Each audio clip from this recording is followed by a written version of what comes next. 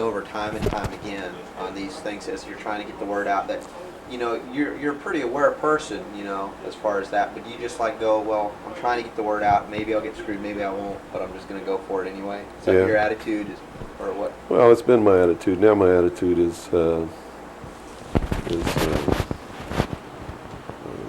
I just don't want that to happen anymore. Mm-hmm. So I'm very reluctant to believe what anybody tells me anymore. Right. But have you developed an intuitive sense, perhaps, now? I mean, because you know how that can do. It can start shutting you down from certain experiences or certain places where you might need to be. That's true, and to a certain extent, I have an intuitive sense of where somebody's coming from, but it doesn't always work. Uh-huh. That's what makes a con man a good con man, is that you get the perception that they're telling you the truth. Okay. And so someone who's really good at it Right. can snow you. Mm-hmm. Or me, anyway. I don't know about you. Hold on 1 second. Let me grab my...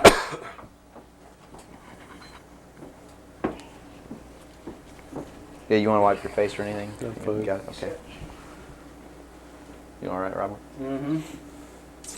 Robert, you set? Yes, I am. Scott, you're set? Yes. Bill, you ready? Yep.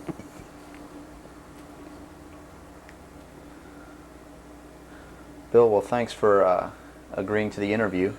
First of all, a little bit about your background. You had extensive military service for many years prior to 1970, where a certain aspect of that military service kicked upstairs, so you were able to see certain things that you were not able to see beforehand. Would you tell us a little bit about that? It actually started much longer in my past than that. I was reared in a military family. My father's an Air Force colonel. He's retired now. He was a command pilot. And as a child, I remember sitting around I remember the pilots at our house sitting around the kitchen table talking about their exploits in the cockpit and what they had seen in the skies. And some of that talk involved UFOs and what some of them called Foo Fighters. And I traveled all over the world, lived on military bases for most of my life. I was really an indoctrinated individual, you might say. I was as establishment as you could get, as gung-ho, pro-government, pro-America, pro-military. And that's why I went into the military, because that had been so much of my life. I went into the Air Force. I was in the Strategic Air Command for 4 years as an aircraft and missile hydraulic technician, which is, I worked on the pneumatic and hydraulic systems of B-52 bombers, KC-135 aircraft, and Minuteman missiles. I had a secret security clearance. That's where I saw my first atomic bomb. I mean, we worked around on these planes, especially the ones on the alert pad, were always loaded, ready to go drop these bombs at a moment's notice. But while I was in the Air Force, I met sergeants, men who were older than me, and had been in the Air Force for quite a while, told me that they had participated in projects that had recovered crashed extraterrestrial craft, what you call UFOs. And they never told these stories unless they had quite a bit to drink. So I never really believed it. I thought, well, these guys are running a scam on me, even though I'd heard about these things when I was a kid. I just still didn't believe in them. They're just so far out in left field, it's not something that you really give any serious thought to until something personal happens, which came later. While I left the Air Force, I went into the Navy, which was really where I wanted to be in the first place. I'd always had this tremendous feeling and connection with the ocean.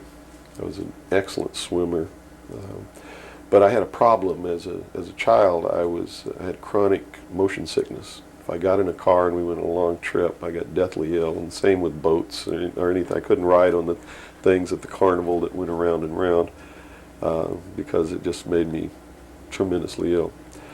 But I decided after I had gone through the Air Force experience that, sick or not, I was going to go in the Navy because that's really what I had wanted to do. So I did. Volunteered for submarine duty and was assigned to the USS Tyru SS-416, which was a diesel-electric boat World War II type, that had been reconfigured. When I went on board the boat, it was in the dry dock at Pearl Harbor Naval Shipyard and had literally been cut in half. They put in a 12-foot sonar section and then 3 domes on the deck for triangulating targets using sonar. And this was really one of the most up-to-date electronically submarines that we had. Wasn't a nuclear submarine, but as far as the ability to approach, get close to a target and destroy it, it had a better capacity to do that than any other boat that we had. While we were on a transit from the Portland-Seattle area on the surface, I actually saw, I was the port lookout, and I saw the most incredible thing that I think I've ever seen in my life. And it had such a profound effect upon my view of the universe and the world that we live in, that I wish everybody could experience this. I saw come up out of the ocean, from beneath the surface of the sea, a huge disc-shaped craft about the size of a Midway-class aircraft carrier, which is tremendous in size. Even though that's one of our smallest carriers, or was then, it's still a huge, tremendously big object. Came up out of the ocean and rose into the air and tumbled on its axis and went up into the clouds, and I was awestruck, dumbstruck. And I mean dumbstruck, literally. I could not utter a sound. And my first impulse was to tell the officer of the deck that I'd seen a flying saucer, and then luckily for me I couldn't talk, because on second thought that's not what I really wanted to say, because I didn't want to be the only Looney Tunes character on a submarine with a tight-knit crew that you had to live in close quarters with, because that's a hell of a way to live. So I told the officer of the deck that I'd seen something about 15 degrees off the port bow at a relative distance of about 2.5 nautical miles. And he began to look in that area. And the starboard lookout had heard me tell him this, and he began to look over there. And while we were all three watching, either the same craft or another one exactly like it came down out of the clouds, tumbled again on its, why it did this maneuver, I don't know, but every single time it did it. It's like it came down in this attitude, and then it flipped over, and then entered the water. And the water just appeared to open up in front of it. It's just like the account in the Bible about the parting of the Red Sea. That's exactly what happened. The sea actually parted, and this thing went into the water, and it closed up behind it. And this big spray went up into the air. But it wasn't a spray from the craft hitting the water. It was a spray from the water coming back in to fill up this hole that had been created. And again, I'm thinking, this is incredible. What are we looking at here? And it was metal. It was a machine, and it wasn't glowing or anything like that. It didn't have any lights on it that we could see. But it was obviously metal, and it was obviously a machine. And although I can't tell you that there was anyone inside of it, I believe that there was. And it did something that, as far as I knew, was absolutely impossible. I'd been in the Air Force. I'd worked on the state-of-the-art of our aviation capabilities. And here I was on the deck of a submarine in the conning tower, and I knew what we had to be able to have to go underwater, and I knew that the two were incompatible. Here's something that came from under the water and flew in the air and performed maneuvers, and then came back down and interfaced with the water at tremendous speed and remained intact, which realistically it never touched the water. The water sort of magically opened up in front of it, but something had to interface with that water. Anything that we had that interfaced with the water in that manner would have been disintegrated. It's like hitting a brick wall. So I was looking at a technology that, as far as our laws of physics and what we knew at that time, didn't exist. This was in 1966. Ensign Ball was as shocked as I was. He called the captain to the bridge, who came up with the chief quartermaster, who brought a camera.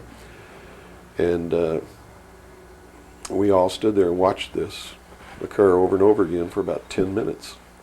And I still to this day don't know if it was the same craft or a whole bunch of different craft going in and out of the water. But it seemed like that there was a hell of a lot of traffic on that freeway right there. And we were watching it as we went by. We never changed course. We never lowered or increased our speed. We made no attempt to communicate or signal. We made no attempt to get closer. And eventually, it just stopped. We were told not to discuss it with anyone, not even amongst ourselves, which was incredible. I never had been told anything like that in my life. You know, you can't talk about something. And to be told that we couldn't even talk about it amongst ourselves was even more extraordinary, I thought. But we didn't. We didn't talk about it. When we got to Pearl Harbor, all the time the chief quartermaster was taking pictures of this. So I know photographs were made. What happened to those photographs, I have no idea. But when we reached Pearl Harbor, we were not allowed to go ashore to go on liberty, even though we didn't have the duty. And about 2 hours after we berthed at the submarine base, a commander from the Office of Naval Intelligence came on board and debriefed each one of us individually in the captain's stateroom. And the ultimate outcome of the debriefing was that we didn't see anything, we didn't hear anything, and we had to read rules and regulations that told us that if we ever talked about what it was that we didn't see, that we could be imprisoned, we could be fined $10,000, we could lose all pay and allowances due or ever to become due. And I learned at that moment that the United States Navy didn't want anybody to know about what we saw, and that severe consequences could come down around the neck of anybody who did. And that was when I understood fully that, yeah, there's a real cover-up. These things do exist, number one, and at least the United States Navy doesn't want anybody to know about it. And there's stiff penalties for anybody who bucks that. Mm-hmm. Moving forward a few years from, what, 1966, I believe, you gained a special security clearance that revealed to you certain documents, or were revealed to you, or that you saw, yes, relating to this very cover-up. To this and many other things.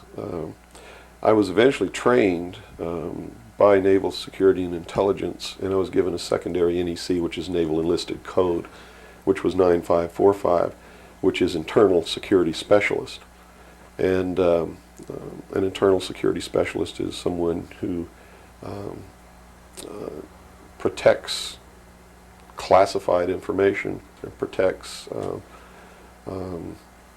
areas, so to speak. And I had a specialty, which I was trained in, which was Pacific Area Intelligence Briefings. And I was eventually assigned to the Commander-in-Chief of the United States Pacific Fleet, who was Admiral Bernard Clary at that time, and served as a member of his intelligence briefing team. And basically all that means, we really had a wonderful job. You come in about 4 o'clock in the morning and you go through all the message traffic and everything. And what you do is what we did was we prepared an updated briefing on everything that was happening in his half of the world, which he commanded the naval forces and marine forces, as a matter of fact. And put all this together in a briefing where we would update him on ongoing operations, brief him about operations that were scheduled to begin, political situations, deployment of Soviet forces, naval forces, everything. And after the briefing was finished, between 8 and 10 o'clock in the morning, then we were done, we were finished. So it was what you call fat cat duty or gedunk duty in the Navy. It's got all different kinds of names. It's just really a wonderful job. Now, to be able to function in this job, I had to have a security clearance, which gave me access to the information that I had to need to know to help prepare these briefings.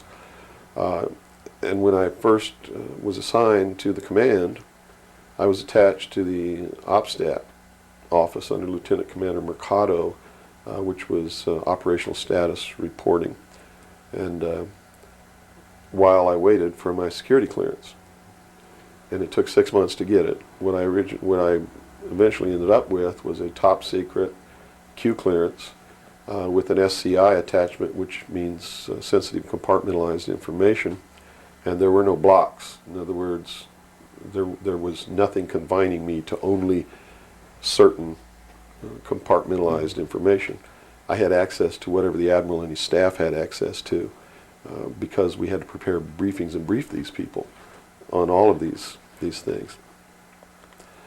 And I'm sure that at first I was tested and wasn't shown a whole lot, but eventually when they began to have confidence in me, I began to see things coming across my desk that were just absolutely incredible. And a lot of it is really hard to talk about because it's so far outside the normal concept of reality for the average American that that they're going to find a hard time believing any of it. Mm-hmm.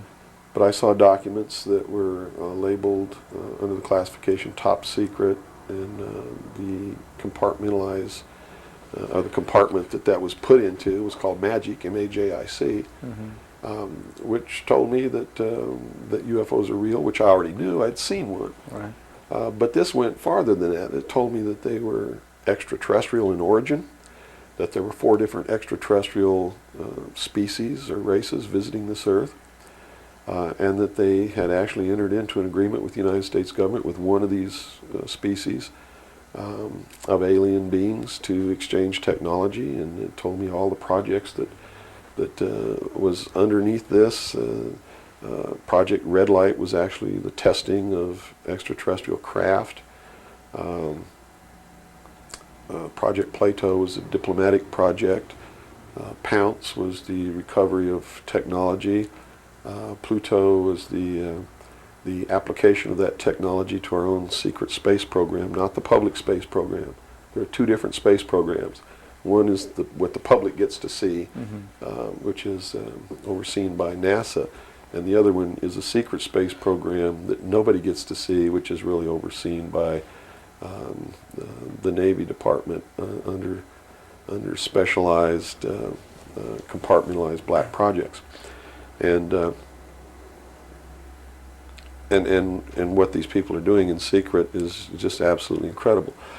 I also saw documents under an operation called Operation Majority, which outlined the plans to bring together a one-world government. It also included extraterrestrial information within that. Project Grudge, which was the second project. First was Sign, and then Project Grudge, which contained all of the extraterrestrial information up to a certain point. I forget the year cutoff. And then it was contained after that in another project called Project Aquarius, which was the accumulation of the whole history of alien interaction on planet Earth. But I have to say at this point that I don't know if those documents were really telling the truth or not. They could have been showing me these things so that eventually I would go out and talk about this. And maybe that'll become clear to you later why they may have done that. It could be real. So, mm-hmm. But at this point, from a personal standpoint, what was it that, based on your experience in '66, and they said, absolutely do not reveal this to anybody, and here we are a few years later, and you're seeing documents that proved that what you saw was real. Mm-hmm. What was the one factor or a number of factors that led you to the decision to say, I've got to get this out, I've got to tell people about this? I saw contingency plans called Majestic. And these contingency plans were to, first place, a contingency is a plan that can be implemented if certain things occur. Right. And the certain things that would have tripped this contingency plan are, number one, the public sector is getting too close to the truth, so they have to implement this to get them steered off the track.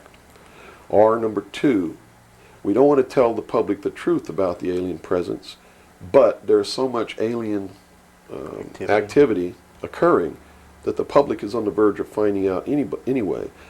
Let's tell them this story so that it doesn't cause consequences that we don't want. Mm-hmm. And that plan was called Majestic.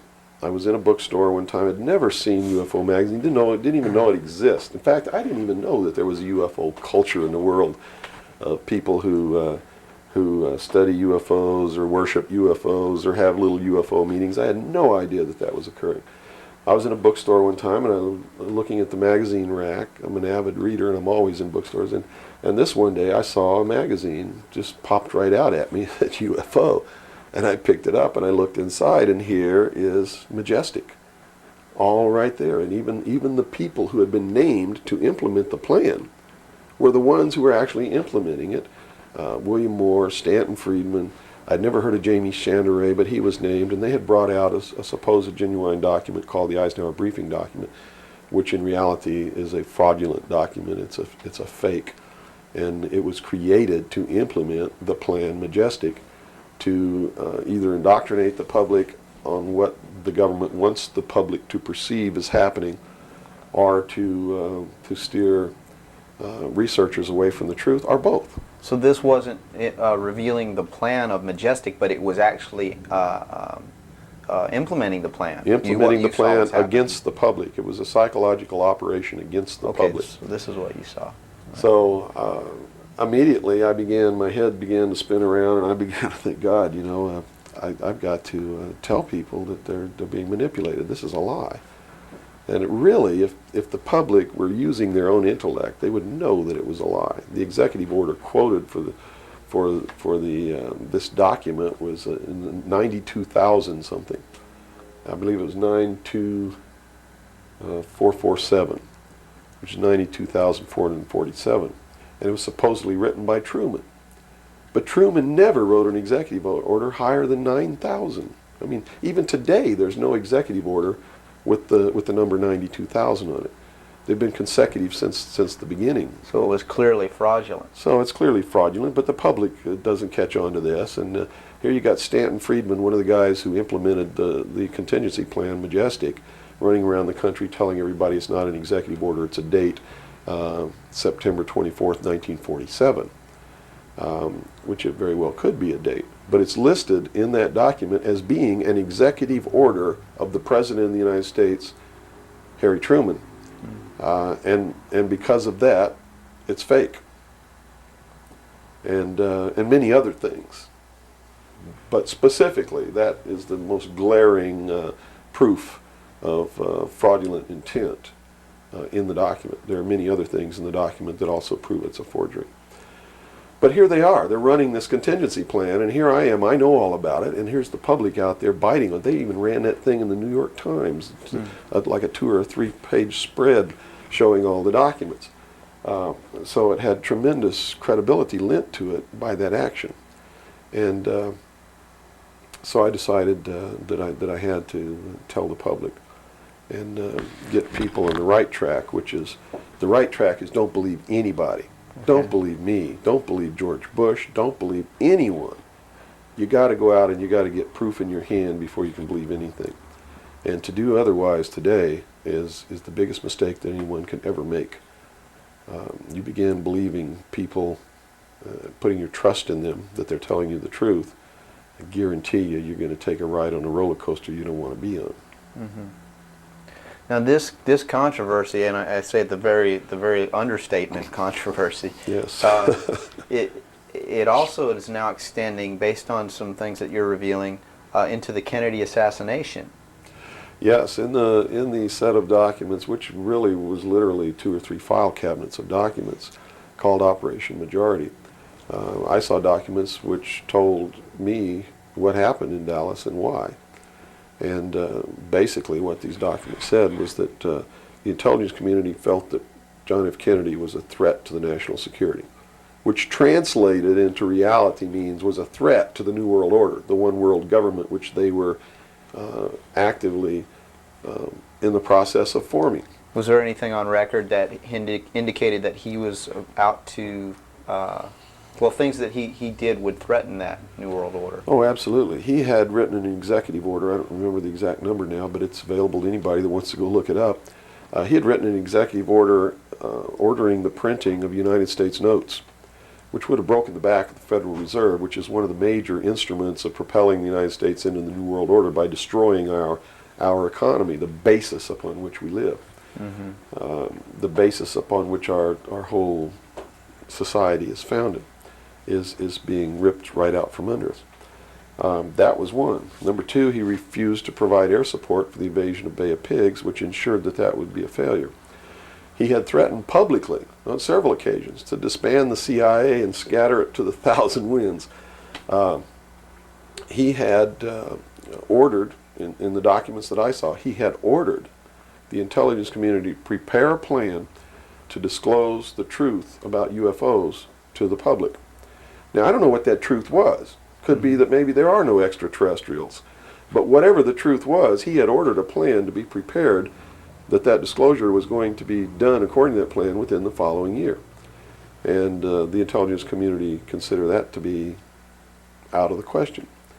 And according to the documents that I saw, his assassination was ordered by the policy committee of the Bilderberg Group, which is really the secret world government, and was carried out by agents of Division 5 of the FBI, the Secret Service, the Central Intelligence Agency, and the Office of Naval Intelligence, of which I was a part, in Dallas. And it said that the assassin, the man who actually administered the head wound, was the driver of the car, William Greer, a Secret Service agent who used an assassination pistol built by the CIA for assassinations that was really an air gun that fired an exploding pellet or could fire a small hypodermic needle or a poison dart using any one of many different deadly poisons. Specifically, it said that he fired an exploding pellet which contained shellfish toxin, and that the act was plainly visible in a film withheld from the public. I looked for 16 years to find that film, and I finally found a copy that showed William Greer turn around and shoot the president. And since 1988, I've been showing that film wherever I'm able to show it to wake people up. It is not our government, though you have to understand, that is doing these things. It is not our government that's failing us. It's not the Constitution or the Bill of Rights that's a bad instrument. It is a group of men who belong to secret societies, who have infiltrated our society and our government at all levels and are destroying it and subverting it from within. And every member of naval intelligence that I knew who was an officer was a 32nd or a 33rd degree Freemason. And I asked my commanding officer at one point, I said, why are all you guys Masons? He said, Masons are used to keeping secrets. It's part of their fraternity. So if you want someone who already knows how to keep a secret, you recruit Freemasons. Well, later on, I found out what the truth is. The truth is you're not going to be a naval intelligence officer unless you are a Freemason or a member of the Ancient Order of the Rose and Cross, but you have to be high degrees for that. I think the reason I was selected as an enlisted man is because I had belonged to the Demolay Society. Which is what? As a teenager. That's sort of the first level of Freemasonry. That's how they recruit teenagers and indoctrinate them into their principles so that they go right into Freemasonry when they become an adult.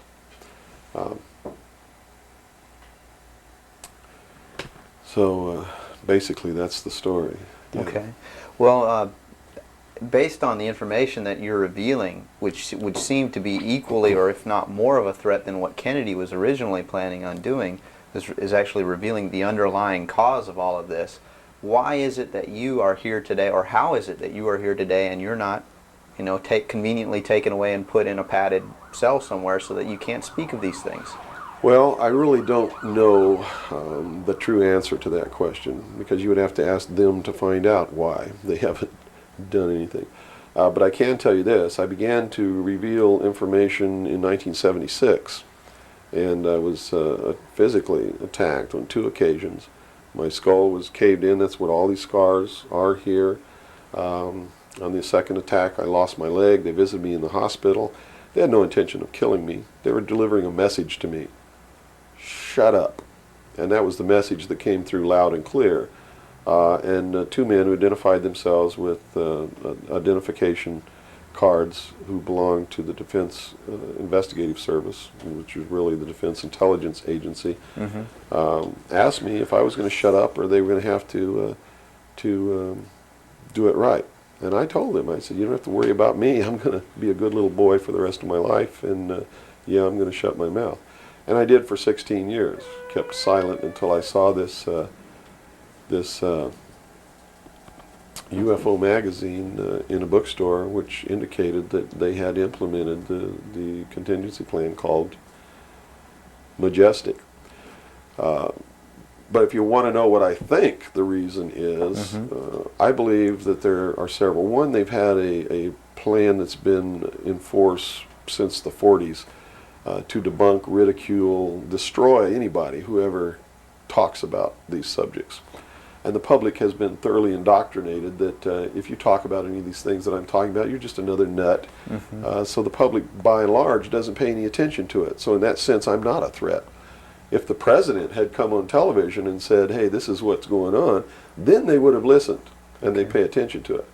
But people like me, they perceive me as being just another loony bin, fruitcake, nut, which I assure you I'm not. But that's the perception that they've been brainwashed into believing. And so that's what they believe. Number two, I am so much in front of the public from the very beginning when I began to talk. And that's how I protected myself, or at least that's what I thought would protect me, and so far it's proven to be right, was that if I got literally in front of the public overnight, in front of a large public, that they wouldn't do anything to me because it would substantiate what it was that I'm saying. And they certainly don't want to do that. It would also create a martyr, and martyrs create tremendously dangerous political movements that they don't want that either. So literally within a 24-hour period, I spent $27,000 mailing a thick packet of information all over the world to people I'd never heard of, didn't know. We went down and got some mailing lists and just mailed this stuff all over the world. And so literally, when people opened these packages in their mailbox, and it was a perfect plan because they couldn't stop it. They didn't even know I was going to do it in the first place. And since we sent it all over the world, once it was out, there's no way they could retrieve it. At least no way that I can conceive of. So literally within 24 hours, I was a public presence. And people were asking all over the world, who's Bill Cooper? Is this true? Look what I got in the mail. And just literally flipped the world over on its ear. And I've been in front of the public ever since. So I think basically those are the reasons. They don't believe that the public's really going to listen to me, and so far that's been true. There is a small group of people all over the world who are awakening, who are beginning to understand that they've been living their life in fantasy land, and who are actively seeking the truth. But by and large, when the secret power structure says, as I've put in the first chapter of my book, right out of one of their own technical manuals, that a nation or world of people who do not use their intelligence are no better than animals who do not have intelligence, and thus are stakes on the table by choice and consent. They're absolutely right about the majority of people. It's one of the things that has been an illumination to me, is that they're not always wrong. And many of their goals are the right goals, but the method that they're using to reach that goal is the wrong method. In other words, if you set out to create a perfect world where there will never be any more killing, but to reach that point, you kill 2 billion people, you have become what you're trying to avoid. Right. And it can't happen that way. If you want to create a world of peace, it has to be done by peaceful methods. Means. Yeah, if you murder someone to destroy a murderer, you have become what it was you set out to destroy, and thus it wasn't destroyed at all. It was perpetuated by that very action. And that's what these men are doing. They rationalize everything they do so that they feel better about it. But what they are doing is becoming what it is that they want to get rid of, and the world will never be a safe place for anyone as long as there are men who do these things. Very eloquently said. Thank you. Thank Now, you. your message to people, once again, is don't believe anything. How right. is it that the public can find this and search for this truth on their own if they can't believe anything or anyone? What can you do? It's all in the public sector. It's all available to anyone who actively and diligently seeks it out. Everything that's in my book, Behold a Pale Horse, is all Everything in here, all the documents that are in here, Mm-hmm. everything that's in this book is in the public domain. Can be substantiated. Yes, and I intentionally wrote this book not using anything that wasn't available to the public to show people that yes, if I can find this information, so can you. I have tons of stuff that's not available to the public. But as you can see by reading this book, you don't need that stuff because it's what you need is available to you. Public libraries are overflowing with the proof of what's really going on in the world, but nobody really utilizes it to the extent that they're able to pick this out and put it together. Another thing I've done for people is I've put it together for them so that they can see the overall picture rather than looking at small things and thinking that it's isolated. Nothing is isolated. It's all part of a big puzzle. And the puzzle is coming together, and when the puzzle is assembled, it's going to be a one-world totalitarian socialist government that nobody's going to like except the people that are running it. It's Hitler all over again. And the rationalization is we're going to create the world without war, A utopia. the utopia. But they will never create that utopia because they're not dealing with the problem that makes them want to create it, and that is the inherent flaw in each individual human being that makes us do the things that we do. Until that's overcome, there's never going to be a world without war or without rape or without killing or without robbery, and anybody that thinks that there is has already gone off the deep end. So the method is, here, I'm going to hold a gun to your head so you won't rape, you won't kill. That's right. Yes, okay, I understand. The title of your book, Behold a Pale Horse, what significance does that have? What are you saying with this title? This title is from the book of Revelations, because I have to tell you this, and you may think I'm nuts if you want to, but this is the truth. Either these men are following the book of Revelation, the book of Revelation as it is in the Bible. Mm-hmm. They're either following it, just like a plan, and bringing the prophecies in there to pass to manipulate and control those who believe in those prophecies and neutralize them, so to speak. In other words, if this is written in the Bible and God has ordained it, who am I to resist? It must come to pass, so I'm not going to try to stop it. Okay. What a perfect way to neutralize the opposition right off the bat. Or there really is a God, and what he said was going to come to pass is coming to pass. And I named this, Behold a Pale Horse, from chapter 13 of the book of Revelations. The fourth horse, the fourth horseman of the apocalypse is the pale horse. And I looked, and behold a pale horse, and his name that sat upon him was Death. And hell followed with him, and power was given unto them over the fourth part of the earth, to kill with sword, and with hunger, and with the beasts of the earth. And that is taking place now today. The fourth horseman is riding across the world now. That's what AIDS is all about. That's what all these little brush fire wars all over the world are all about.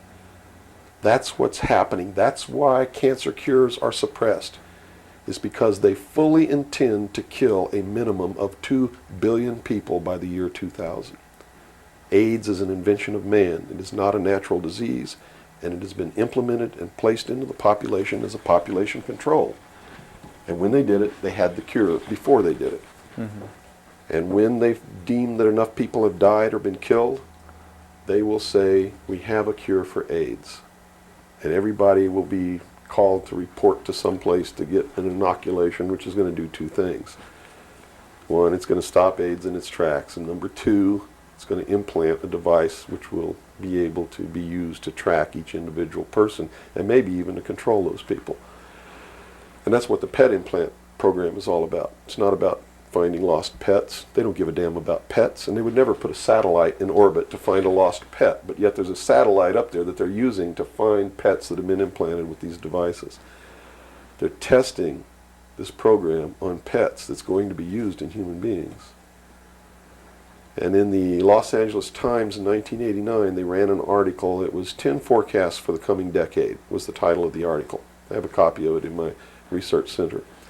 And number 5, I believe it was number 5, in those 10 forecasts for the coming decade was chemical or electronic implants to control individual behavior on a 24-hour basis, unquote.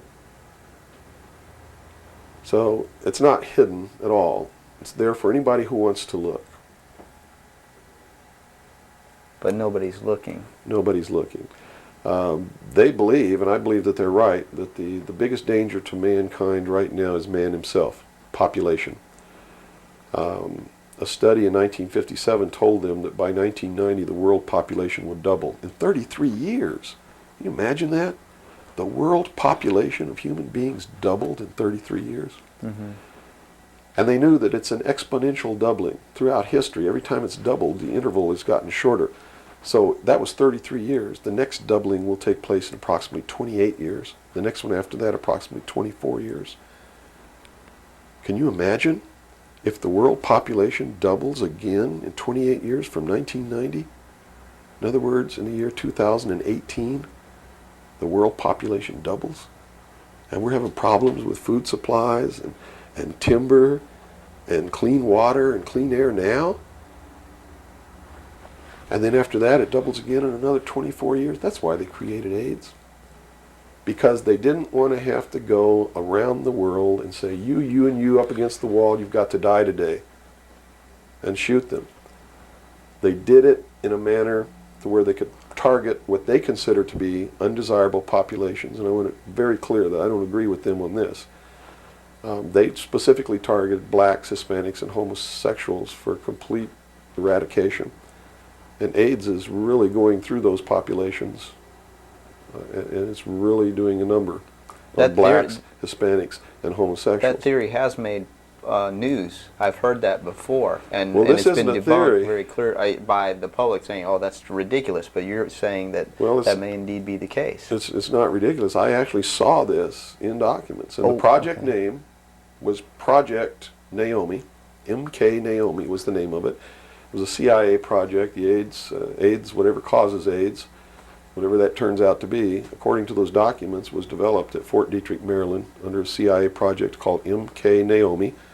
It was financed by $10 million for the Department of the Army's biological warfare programs.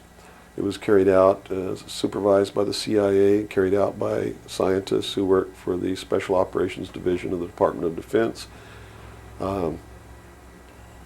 And it's doing its job. And would you assume if AIDS doesn't work, there's a contingency plan for that even? Well, I think that they have other things out there working concurrently. One thing I've learned about these men is they don't just do one thing. In case the public discovers what they're doing, or discovers that somebody's doing, whether they know who's really doing it or not, and stops it, what they have running is several concurrently running plans, so that if one or two fail, the other ones are going to take care of the problem. It sounds pretty hopeless. I mean, based on that scenario, is there anything, any uprising or what? Yeah, there is, but it requires that people wake up.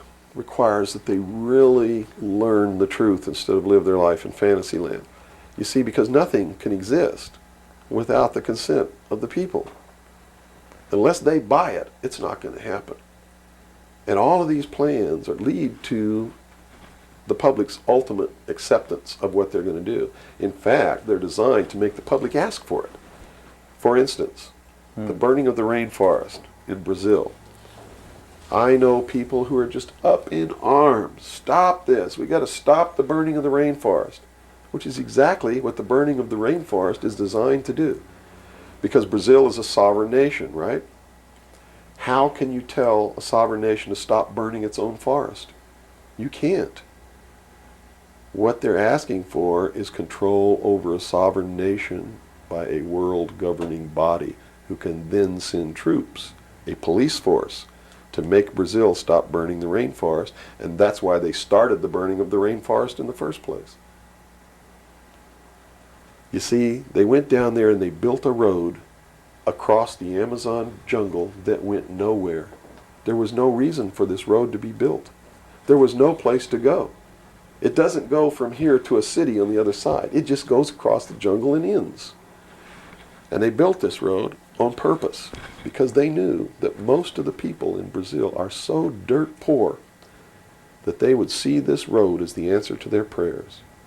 Free land, free timber, a way to support their family, a way to become wealthy, or at least more wealthy than they were, which was no wealthy. Mm-hmm. And that's exactly what happened. Millions of people headed out down this road and staked out some land and burned the forest and tried to grow crops. And they found that rainforest is no good for growing crops. It'll grow one crop, and then you got to go burn more trees and plant another crop because the soil is poor. And that's what's happening. Mm-hmm. And that's why the forest is being burned. And it was done intentionally to create the scream of stop burning the rainforest, so that then they could offer the solution. The solution is a world governing body that can then order and enforce that order of Brazil to stop burning So the the rainforest. green movement worldwide is As a now just a manipulation. manipulation Yes. of. Now it's been proposed time and again too that big business is behind things like this, and that would represent a capitalist approach. But what you're saying is we're heading toward a socialist approach based on this scenario. You have to understand the difference between capitalism, socialism, communism, what all of these things really mean. You have to understand what the difference is between right wing and left wing. People, they use these phrases all the time, and they don't even know what these things mean. And it's just incredible to me to hear a socialist calling someone else a Nazi. Because Nazi means National Socialism.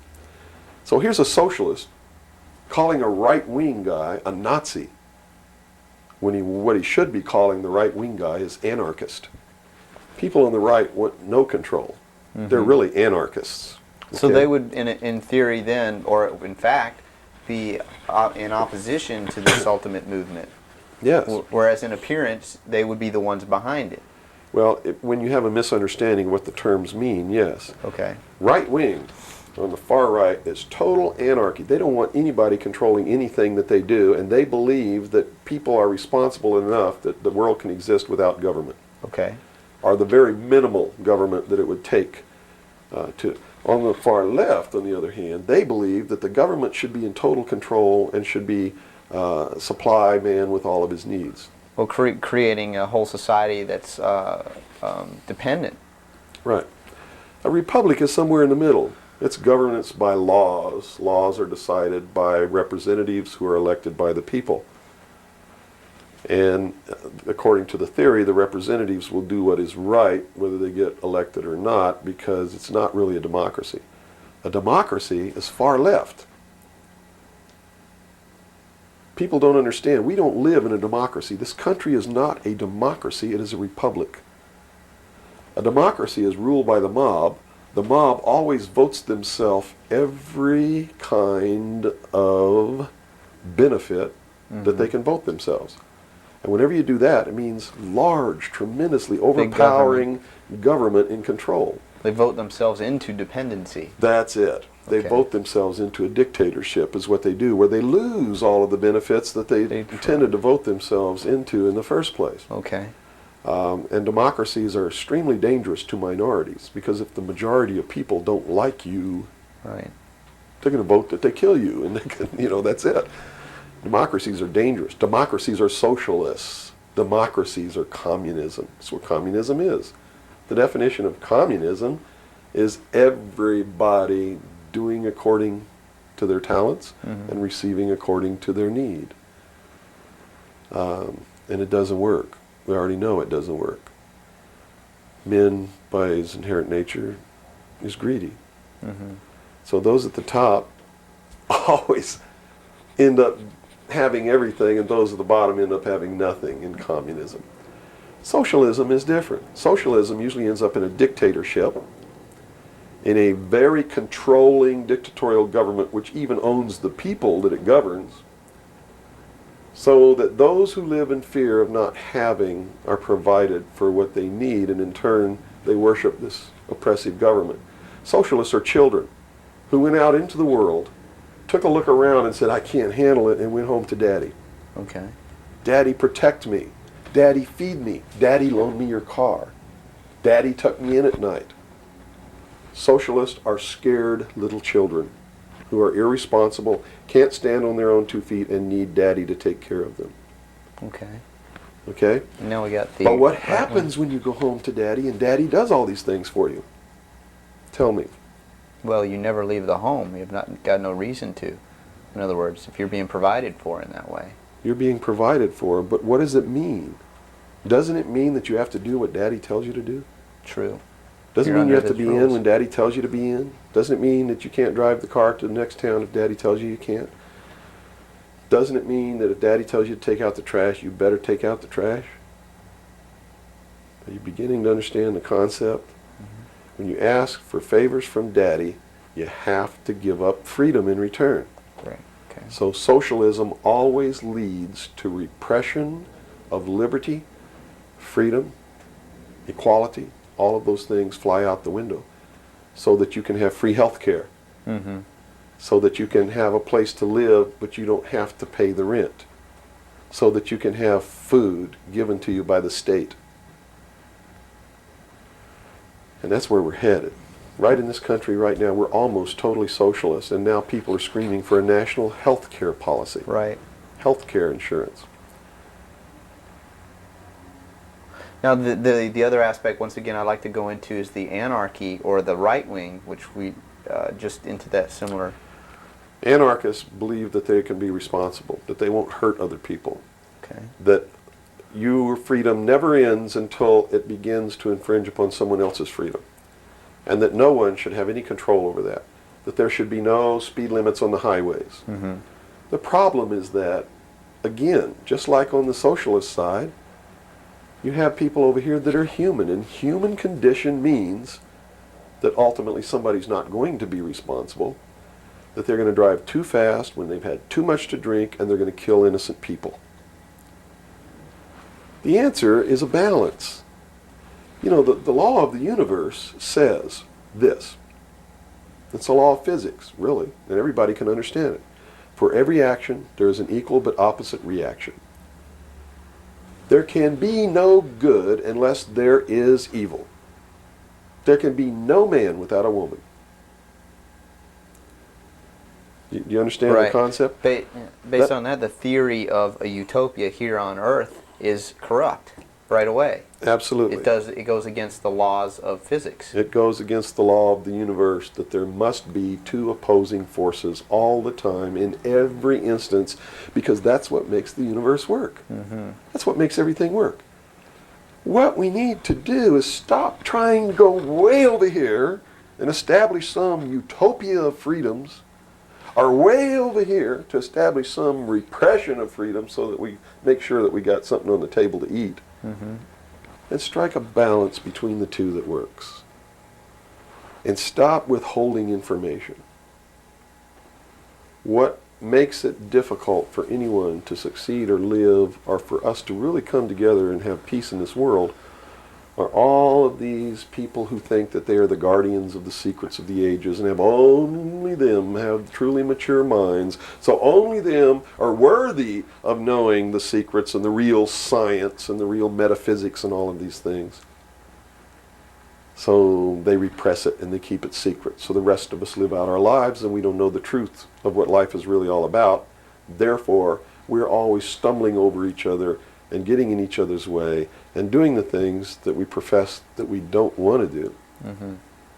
Simply because we don't have access to the truth.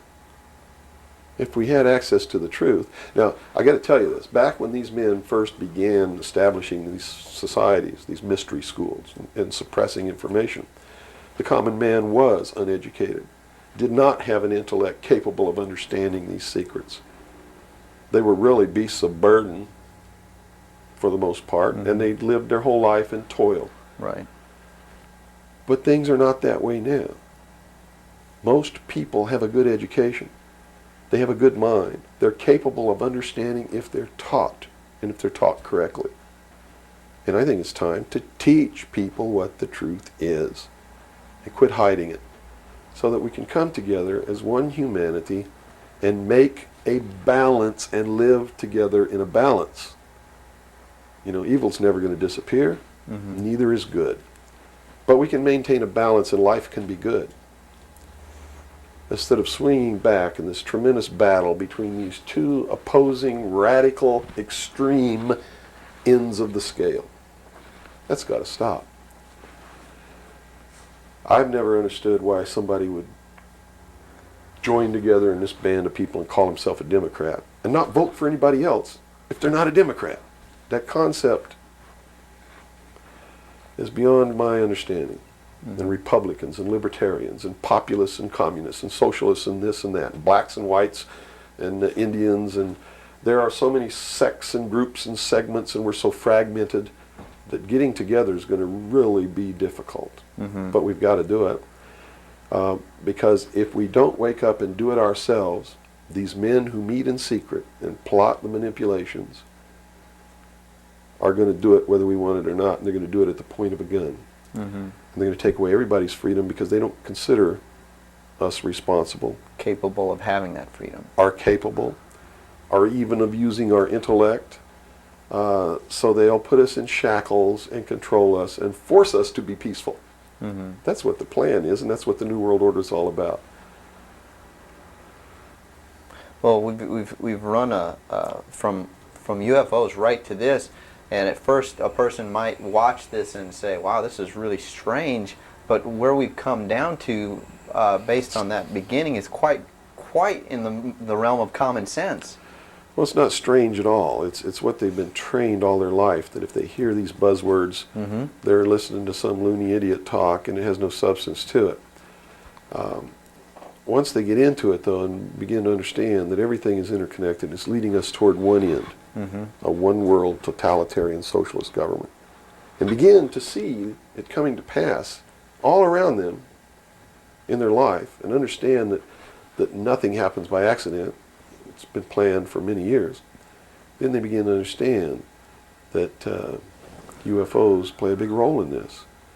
Because if they're real, it's the most significant thing that's ever happened in the history of man, and may be the driving force behind locking up the human race.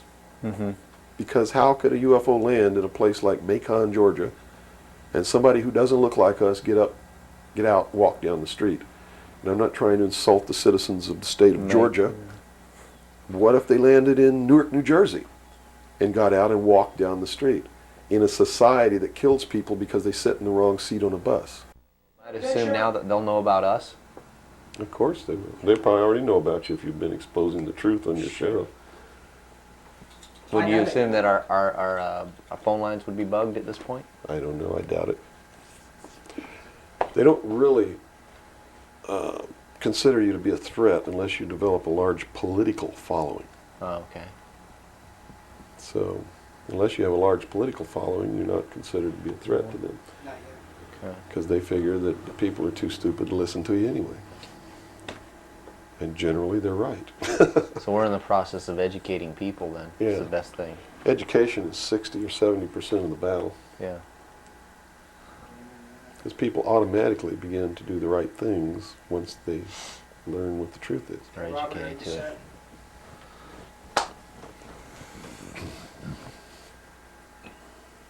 Yeah.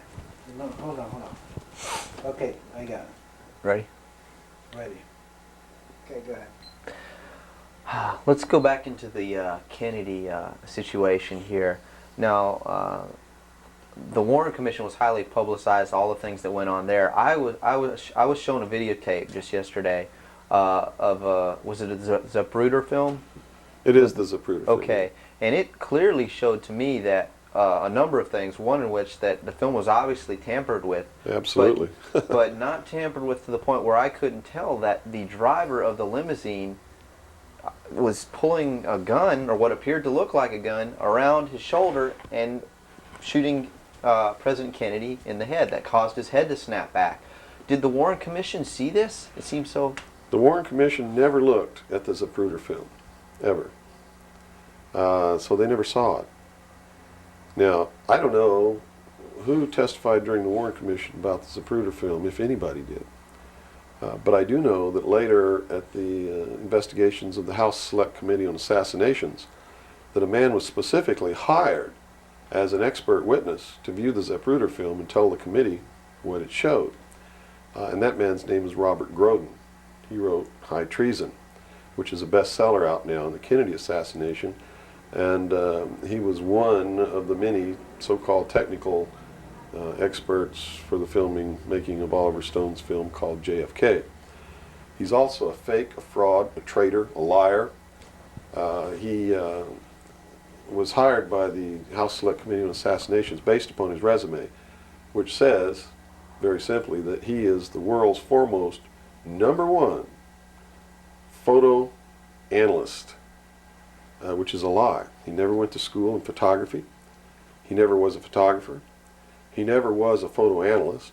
And I got to tell you right now that the world's #1 foremost photo analysts are all come out of the military intelligence community, who are trained to interpret high altitude photography and learn what really is there. He never served in that capacity either. He looked at the Zapruder film and he told Congress, he told the committee in testimony, he testified, both in written and in verbal form, that William Greer never took his hands off the steering wheel. And that's a blatant lie. I mean, anybody can look at the Zapruder film and see that William Greer takes his hands off the steering wheel. And even if you couldn't see it, if they cut out the frames, you can still see that William Greer, if this were the seat of the car, is turned all the way around with his right side against the rear cushion of the front seat, looking directly at President Kennedy in this attitude, and it is a physical impossibility to have both hands on the wheel in that attitude. So we know that Robert Groden, #1, was not who he said he was, had no expertise to be doing the job that he was hired to do. #2, even if he had no expertise, it is plainly visible in the film that William Greer could not possibly have had both hands on the wheel. So we know that Robert Groden didn't make a mistake. We know that he intentionally lied to deceive Congress and thus the American people. And what's real strange about it is he's been very active in the research community, supposedly exposing the assassination of President Kennedy. But if you look what he does, he is constantly coming up with new theories, supposed new evidence, most of which is fake. And in his book now, High Treason, he makes a statement that Kennedy was probably hit from the front and the rear at the same time. His job is to keep the American people confused and propagate the lie that our government is no good, that it's our government who assassinated John F. Kennedy.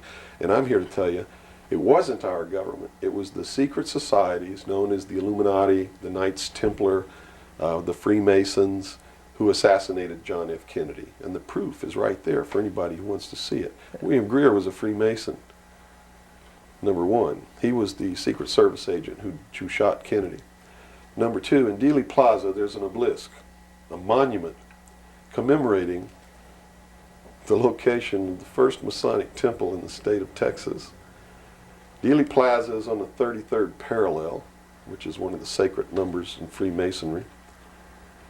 He was assassinated in a manner that assured the greatest flow of blood, which is called blood atonement, which was practiced by Freemasonry in the early days and supposedly is not practiced now. But in reality is the method of choice of execution, trial and execution by Freemasons. The Bilderberg group that orders his execution is the Supreme World Council of Freemasonry and consists of 39 permanent members, which is 3 times 13, which is also the exact number of men who signed the Constitution, 39. You see, our forefathers were also members of this secret group, and this country was founded to bring about the New World Order. And it's all in the Great Seal of the United States, which was, the design of the Great Seal was made law in 1782. It's just absolutely incredible that the American people don't understand that groups of men don't get together and meet in secret and take blood oaths which say that they can be cut open and their heart ripped out of their body and their intestines scattered over the floor if they talk about the secrets. That's not a benevolent fraternity. That's a dangerous group of men. Grown men don't play games like that. They're serious. It's the secret societies who are bringing about the New World Order. They're the ones who killed John F. Kennedy. There's nothing wrong with our Constitution or our Bill of Rights. But Americans are going to be convinced that our government sucks. And that's what all this stuff is all about. So at the beginning, the founders of this country actually did create what was I guess you could say, an above board, good government basis for a good Oh yes, government. they gave us every tool to ensure the success. But it was an experiment, you see, because man had always claimed that he could rule himself, but had never been allowed to do that. Even in ancient Rome, they call it a democracy. The man didn't rule himself. He was ruled by other people who made man think he was ruling himself. But the truth was, a Roman centurion could march down the street and grab anybody they wanted to and make you do whatever they wanted to, or just execute you on the spot. And that was the truth of the matter. Those weren't free people. In the history of the world, there had never been a people who were truly free or who truly ruled themselves until the United States of America was created as a republic by which we ruled ourselves through elected representatives whom we sent to the State House, either in the states or to Congress, to do it. They also gave us every tool by which we would destroy ourselves if we weren't capable of doing it. The United States and France, the revolution in this country and the revolution in France, were created to bring about governments which would function as the antithesis to the kings and queens of the world and cause them to topple off their thrones. It also gave man a chance to prove once and for all whether he could rule himself or not. And if he could, fine. That would be the New World Order. If he couldn't, they built the tools into the Constitution to allow them to take it away from us. And those tools are the creation of the federal democracy within the boundaries of Washington, D.C., and the right to contract, through which, if we were irresponsible, we would contract to receive rights from that federal democracy and thus, in return, give up our freedom. And that's exactly what's happening. It's exactly what we've done. John F. Kennedy was short-circuiting the New World Order. He had ordered the printing of constitutional money, United States notes, which would have destroyed the Federal Reserve, which is not an agency of the United States government. It's a private corporation owned and operated by the world bankers, controlled by the Illuminati. And its purpose was to destroy the middle class in this country and thus our economy, and throw us at the mercy of the New World Order. And we see this unfolding now. You see it unfolding now. You are seeing, and I predicted this well in advance, you are seeing the destruction of the economy of the United States. And it will continue. It will not get better. It's downhill from here on out. Unless we nationalize the Federal Reserve, lock up the criminals who own it, cancel the debt, which will then bankrupt the Illuminati, which is exactly what we ought to do, print constitutional money, which cannot be usurped, which cannot lead to our destruction, and go back to what we're supposed to do, and quit contracting for benefits. We're escaping from the laws of nature, and there's a terrible consequence for that. Mm-hmm. Terrible consequence. We have to function within the laws of nature. You can't contract for somebody else to keep you alive. You have to be responsible within your life to keep yourself alive. Mm-hmm. And if you can't do it, then you have to die. That's the law of nature. You see.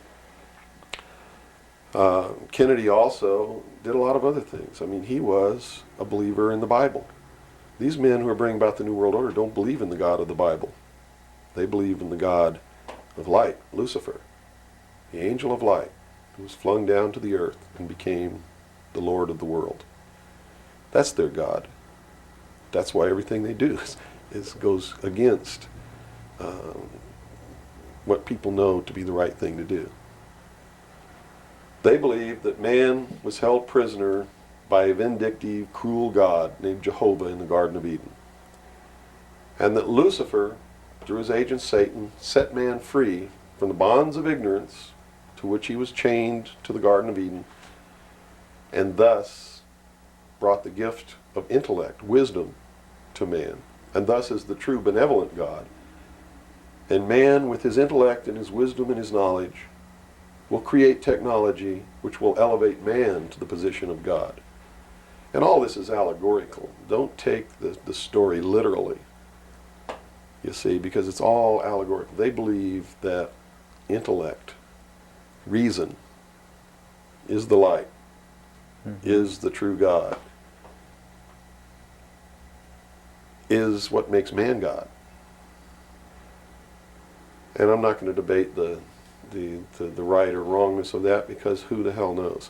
But I can tell you that they pervert whatever it is that might be divine about their philosophy by becoming what they profess They to want destroy. To destroy, yes. And so, in their zeal to bring about the New World Order, they destroyed the political will of the nation when they assassinated John F. Kennedy, which has furthered their goals, because it made a lot of people feel so helpless Right. that, God, if they can kill the president, who am I? You know, what can I do? I'm just one lonely, helpless person. So they quit voting. They abdicated their power.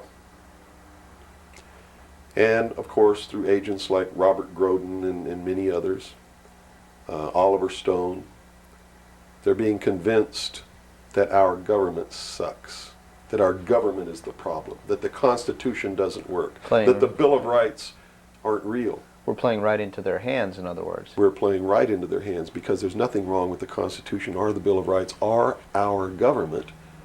It's the people. You see, it's been infiltrated. And from within, they are eating at the heart of this nation like a cancer, this secret society. They are destroying it. They are subverting it. Our Constitution has not been allowed to work since 1945, and maybe even earlier.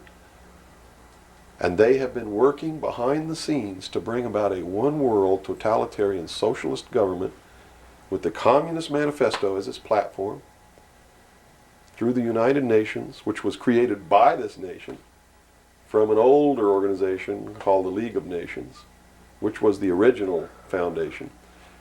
And at the highest levels of our government, the Constitution's already been scrapped, and they are working under the aegis of the UN Participation Act and the United Nations Charter. Which says what? Which says that there are no rights, there are only what you call privileges. And privileges can be granted or taken away at will by the state. Quite frightening scenario. It's a very frightening scenario, and people better wake up to the fact that unless they wake up and do something about it now, there's only going to be one alternative. And that's either take up arms, restore the Constitution, and the blood will run in the streets of America, or reach down and put the shackles around your own feet and march off into slavery peacefully.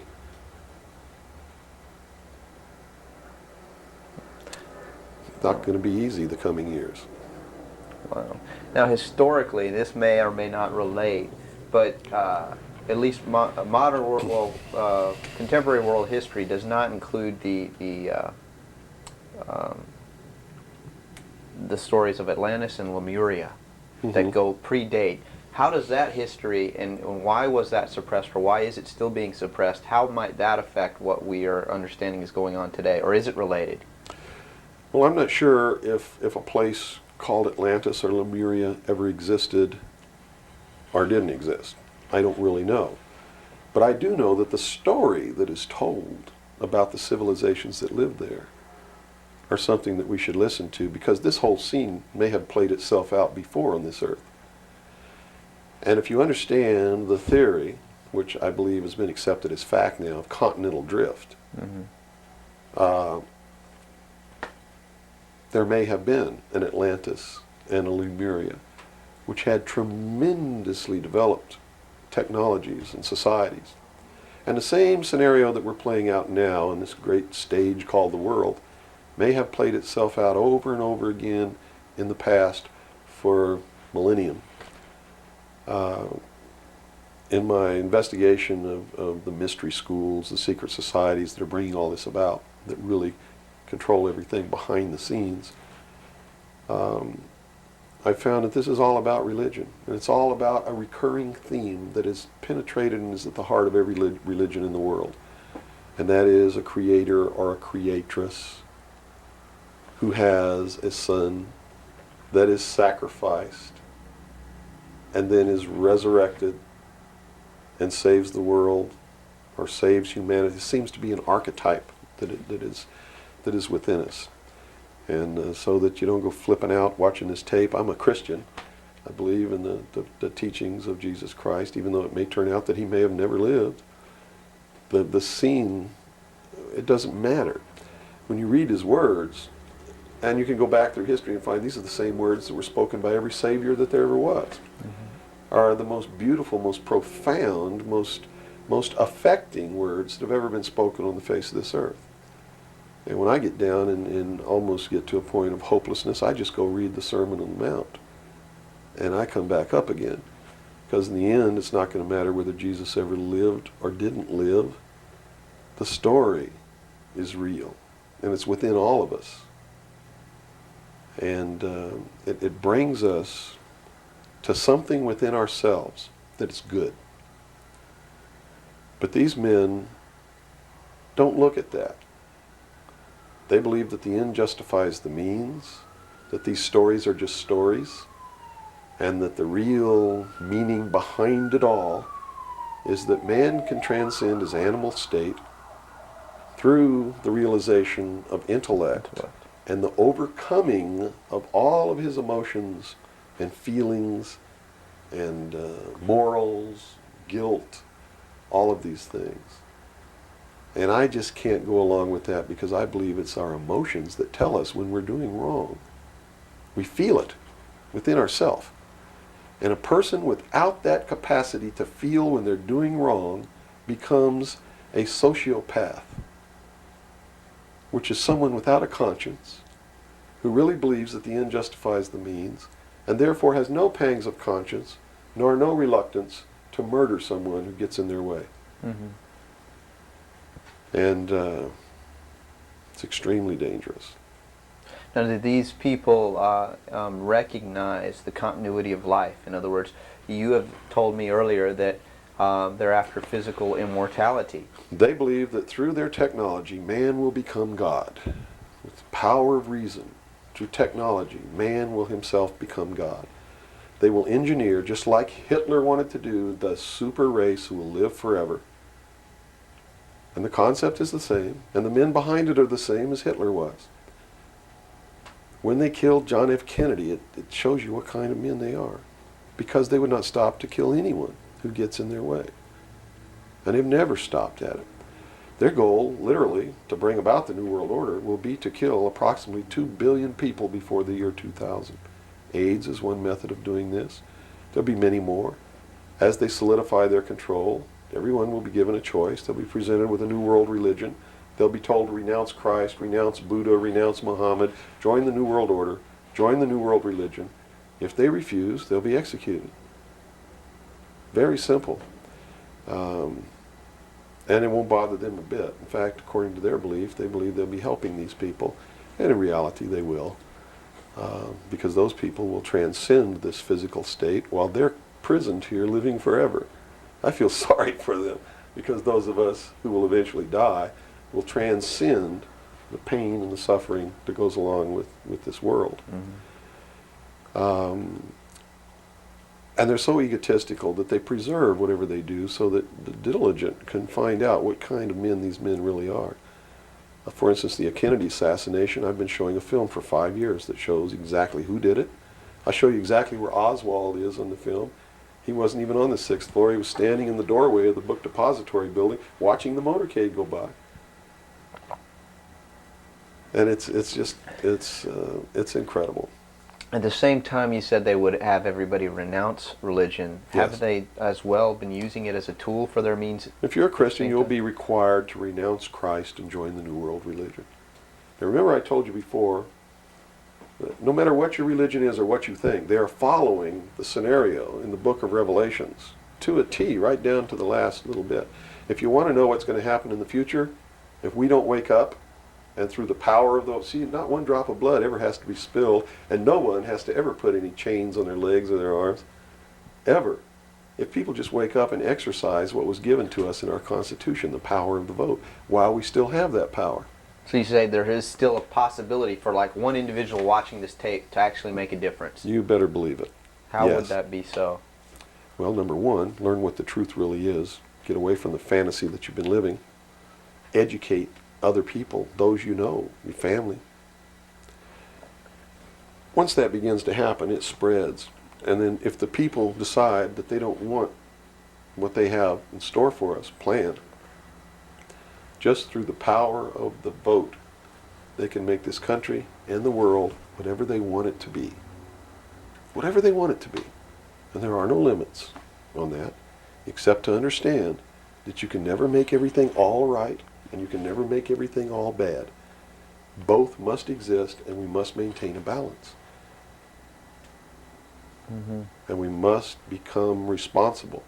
If each individual on this earth learned to walk in a divine state of grace, responsible for themselves, their family, their city, their state, their country, and for the world, And to the laws of nature. and to the laws of nature, and actively participate in solving the problems of yourself, your family, your city, your state, your country, and the world, there could never be a group of men meeting behind closed doors in secret that could ever control anybody. But by abdicating responsibility, by not walking in that divine state of grace, makes possible anyone meeting behind closed doors to bring about the world that they want. And the world that they want may not be the world that you want, or that I want, or that these people watching might want. If you don't participate, you can't complain. If you don't help cook the meal, you got no right to bitch about it. You got to sit down and eat what's put on your plate. If you don't like that, then you should have been in the kitchen helping to prepare the meal, helping to plan it, helping to prepare it, helping to serve it. If you want to sit on your butt in the living room while somebody else prepares the meal for you and decides what it's going to be and puts it on the table, it's too late to say that's not what you wanted to eat. It's too late to say it's not cooked the way you wanted it to cook. Well, that's very simple to understand. And That's right. You got to eat it because you have to eat to live. And I think that anybody can understand the meaning behind that little story. Okay, let's take a step back to the Kennedy thing now.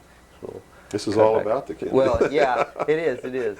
But just specifically about, once again, I want to bring up the film as well. Another thing that came to my mind when I viewed it is that the two Secret Service men, the driver and the person sitting next to him in the front, regardless of what they claim happened, obviously did not operate in a way that you were trained as a Secret Serviceman to protect the president. Shouldn't they have just driven that car right out of there, and the other guy should have done something to protect or look for who's shooting? You know, it just didn't seem to make any sense. How would the Warren Commission not? They didn't see the film, so I guess They didn't no one see was the brought- film by design, because if they saw the film, they'd have to be responsible for the decision that they made that Lee Harvey Oswald was a lone assassin. okay. So I think they didn't see the film on purpose because they didn't want to have to be responsible for saying, Making hey, that look, decision. the driver did it, you know. They didn't want to make that decision. And in a letter that Lyndon Johnson wrote to the Warren Commission, he specifically said in the letter, you must quickly identify Lee Harvey Oswald as acting alone with no conspiracy so that America can get back to business. Was Lyndon Johnson acting on behalf of the secret society, or was he Of concerned course. with? He had to know all about it and approve of it because he was going to be the new president. And the new president would be in charge of the investigation. How high see? up a government official do you have to be before you're briefed of this? You know, the total of all the things that are going on, the reality behind them. Well, you have to understand that nobody exists on a high level in government who's opposed to the New World Order. Nobody. Our government has literally been infiltrated. And there's a cancer within our government destroying it, eating it, nibbling away at it, hacking off its limbs. And you said this started in 1945? 1945 What was were the when events? the overt destruction began to occur, when Truman signed the UN Participation Act and the United Nations Treaty. It actually began long before that, when these secret societies began to infiltrate the government and appoint their members to important posts. Infiltration is easy. If one gets in, he can then appoint and hire others to replace people who are not members below him.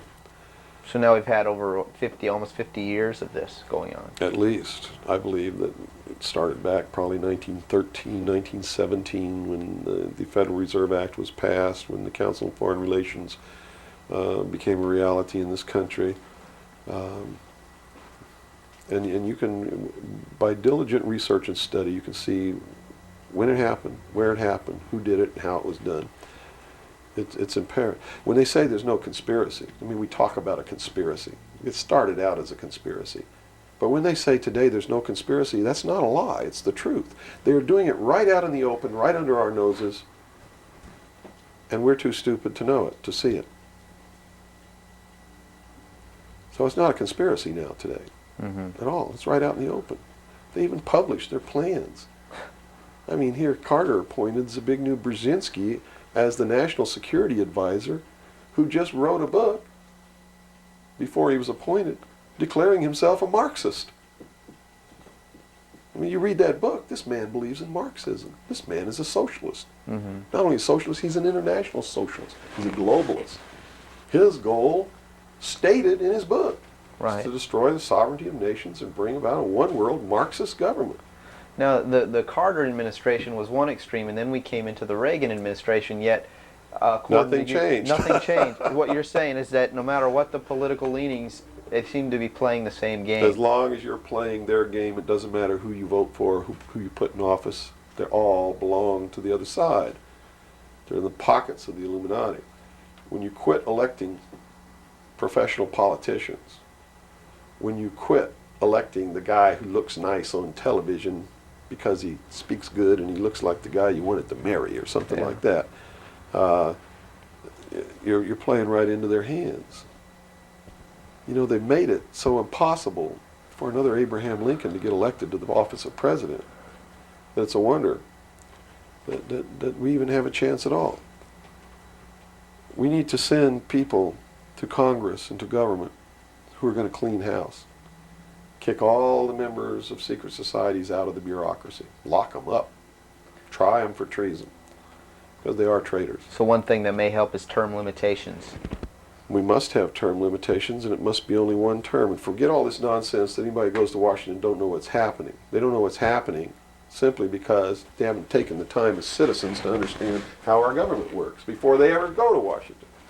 You see, it should be a process that starts in infancy. It works its way up.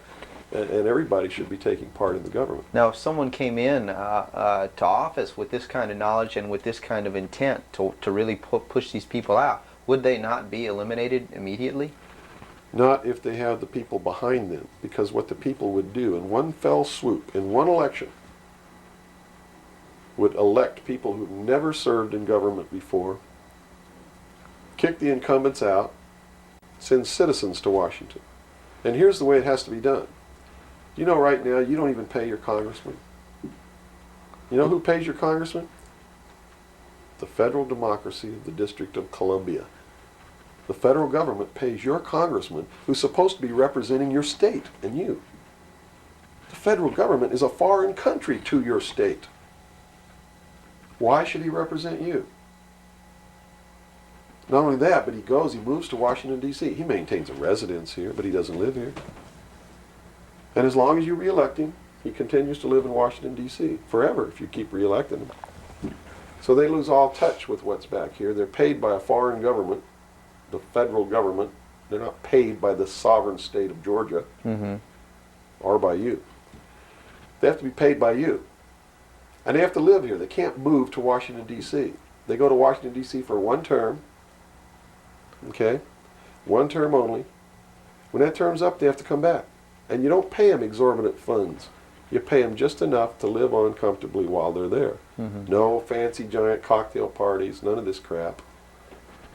And you take care of their family. See, they don't take their family either. That's the other clue. They leave their family here where they live. You, the people of Georgia, take care of their family and their business or their farm or whatever it is they have while they're gone. Now do you think they have a vested interest in representing you? They sure would under those conditions. But under the conditions they go under now, they have no interest whatsoever in taking care of you. Now let's look at the current They're taking care of themselves. the current crop of presidential candidates. Is there anybody even running that represents something that we're talking about here? No, all of them are New World people. Tsongas, in his book, everything that he's written touts the New World Order. All of it, right for Tsongas's literature. They You're going to see New World Order, New World Order, New World Order, New World Order. Clinton, the governor of Georgia, was selected in 1991 governor by of the Arkansas. Bilderberg. Excuse me, governor of Arkansas was selected in 1991 by the Bilderberg Group in Baden-Baden, Germany, to be the new president of the United States. Remember what happened to Gary Hart? What did he do? He went out on a boat with a woman who wasn't his wife, and he was destroyed. Look at Clinton. What's happened to him? Nothing. The press is on his side. They're helping the guy. You know why? Because he was chosen by the people who own the press to be the next president of the United States. Now, I don't know if he will be or not. That's up to the American people. But if they get their way, he will be. Bush is one of the most heinous criminals that's ever walked on the face of the earth. Bush is the man who's been a CIA agent since his college days. He's a member of the Skull and Bones, the Russell Trust. He was initiated in a casket with a ribbon tied around his genitalia, which symbolizes that he's a priest in the temple of Isis. A pagan, this guy. This man is a member of the mystery schools. Well, he has the outward appearance of a good Christian, church-going Christian, no? They do whatever they have to be approved by the people, but in secret, they're not at all. This is a man who practices pagan religious rituals, magic. Doesn't matter what you think of all these things. I'm just telling you, this is what he does in secret. He is the man who, when he was chief executive officer, when he was president of the offshore division of Zapata Oil, organized and began the first large-scale drug smuggling operations into this country. George Bush is the one responsible for the drugs on the streets. And the war against drugs is not a war against drugs, it's a war against the Bill of Rights. We've already lost the Fourth Amendment in this war. That's true. And we're going to lose everything else. You watch on, it amazes me, people watch on Saturday night, cops, top cops, tough cops, 911. All of these stories that are glorifying the police state, and they're falling right into the manipulation. As they watch police with no search warrant, with no court order, break down people's doors, tear out their walls, rip open their mattresses. All in the name of the war on drugs. Pretty sneaky. It's pretty sneaky, all right. You see them stop people in the streets, and the guy's got $400 in his pocket. They don't press any charges. They didn't even have any reasonable suspicion to stop the person and search him. And what do? They take their money, and they don't give it back. And America's watching this. And the stupid idiots, yes, you stupid idiots, you sit there and watch it, not realizing that when you take away that man's freedom, you've also taken away your own. You see, because they can do the same thing to you. Just because you talk a way that they don't like you talking, or because you wear red shoes and they don't like red shoes, they can do the same thing to you. And under the new law, without a court order, without a search warrant, they can break down your door, they can rip open your mattresses, your couches, your walls, they can trash your house. All in the name of the war on drugs. And let's say they don't like the color of your shoes. All they have to do is drop a little pouch of cocaine in your living room, behind your couch, and find it and say, aha, you're a drug dealer. What happens then? Now they can confiscate your house, all your possessions, all your property, all your bank accounts, all your cars, boats, vacation cottages, whatever you have. And they can auction it off within 24 hours without ever even pressing charges against you. Without a court order, without due process, without just compensation. And there's not a damn thing that you can do about it. Not a damn thing. At least right now. At least right now. And the reason you can't do a damn thing about it is because you're the one who brought it about through your stupidity. You're mentally crippled. You're operating from a position of ignorance, apathy, abdication, irresponsibility. And we're losing our country, our freedoms, everything. Now, these are strong accusations of the American public. What do you hope to accomplish by angering the very audience that you want to watch and listen to you? Go prove me wrong. Go make me the idiot. In so doing, you're going to find out what the truth is, and maybe you'll wake your up. And if you do, maybe we can save our country. Because I don't really care at this point whether you get mad at me or not. My country's disappearing. My freedoms are disappearing. My daughter's going to live as a slave in the New World Order if you people don't wake up and help me. So, if I had a 2x4, literally, I would smack you upside the head with it. I don't care if you get mad at me. It's beyond that state. You know, I'm willing to put my life on the line. Why would I care if you get mad at me? Mm-hmm. You know? People say, well, don't you feel threatened? Don't you feel like your life is in danger? Are you kidding? You're the people who sent your sons and daughters to fight an illegal, immoral, unjustified war in the Middle East? And that didn't bother you a bit, that they might have got killed over there, and you're worried that I might get hurt or killed? Right here, really defending my country? Really fighting in defense of the Constitution? Right. You brought up the Persian Gulf War. That's something that's still on a lot of people's minds. Based on what you're saying, what was the reason for that war? They should feel really guilty. They should feel really bad about that.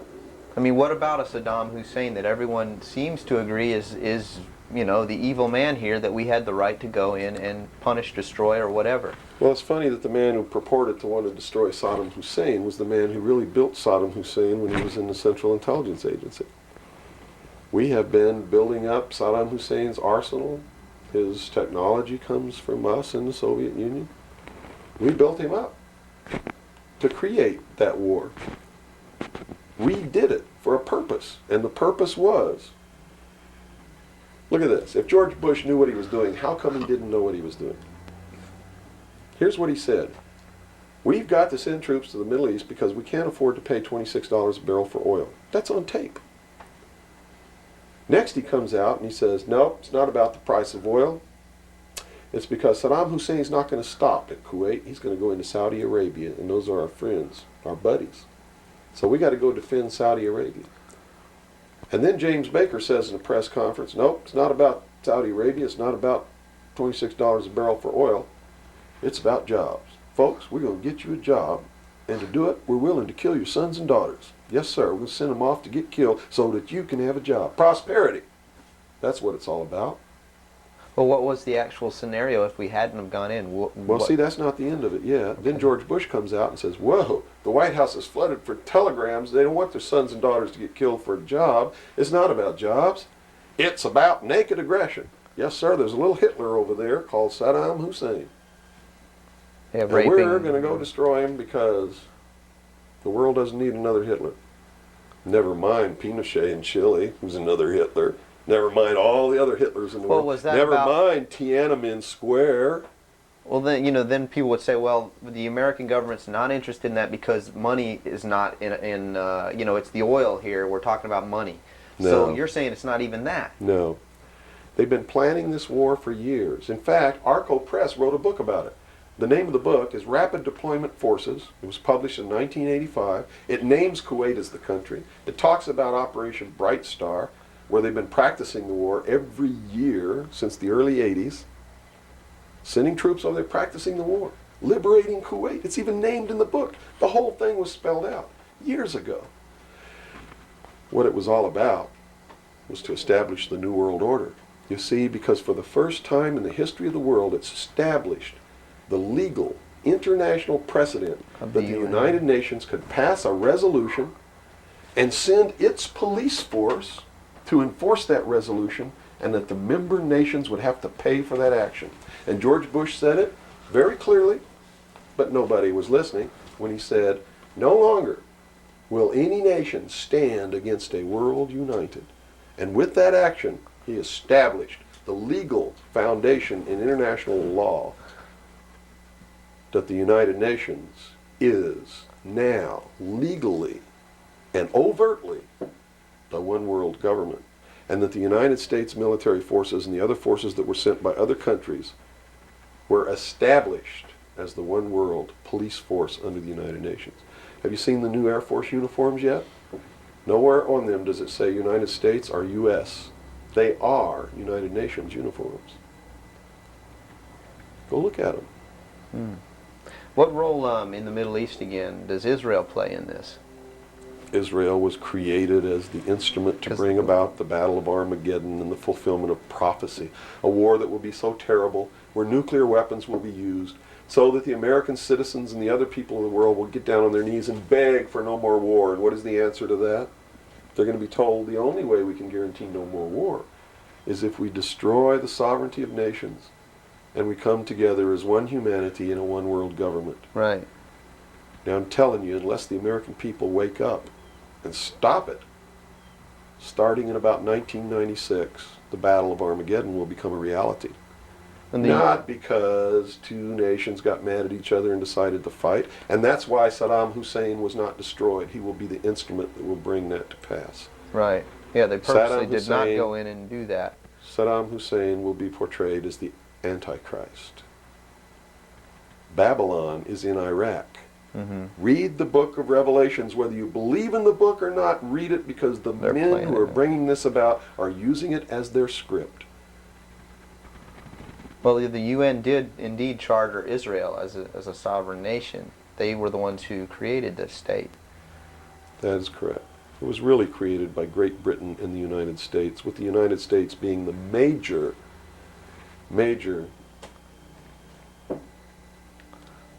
Wouldn't you- instigant.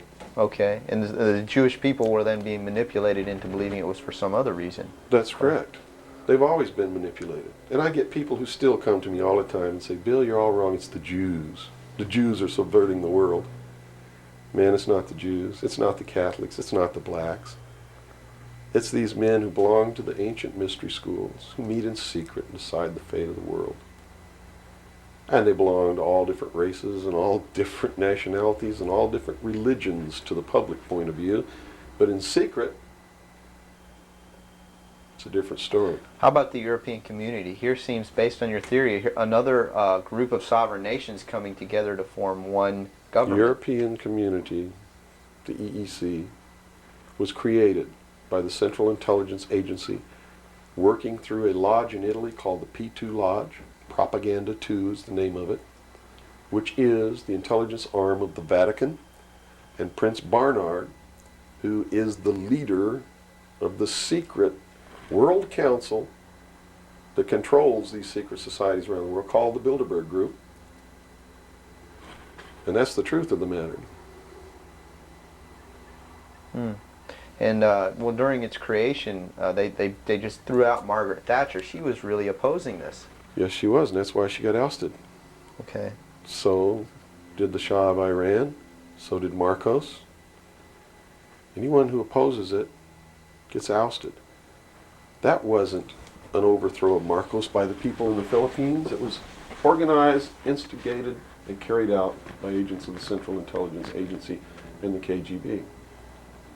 The overthrow of the Shah of Iran, our intelligence community is trying to tell us they didn't know anything about it. They didn't know what was happening. Bullshit. They organized it. They instigated it. They are the ones who caused it to come to pass. You see, because we didn't have a National Security Agency or a Central Intelligence Agency before the UN Participation Act was signed. And these organizations were created to bring about the one world government, the New World Order. And it had to be done in a manner that the people would not know that it was being done, and the only way they could do that was hide it behind the veil of national security.